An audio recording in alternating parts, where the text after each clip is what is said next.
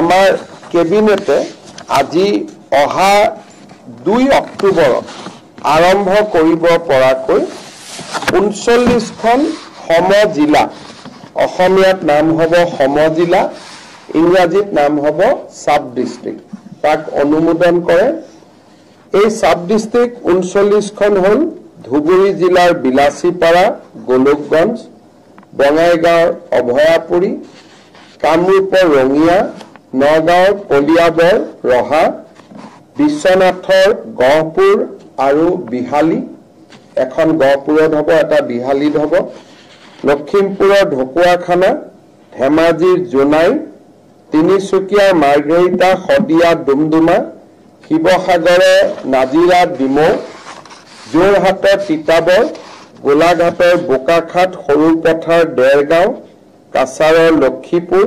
গোৱালপাৰাৰ গোৱালপাৰা ৱেষ্ট, কামৰূপ মহানগৰৰ দিছপুৰ, ডিমৰীয়া, নিউ গুৱাহাটী, জালুকবাৰী, দৰঙৰ চিপাঝাৰ, দলগাঁও, মৰিগাঁও, জাগিৰোড, লাহৰীঘাট, হোজাই, লামডিং,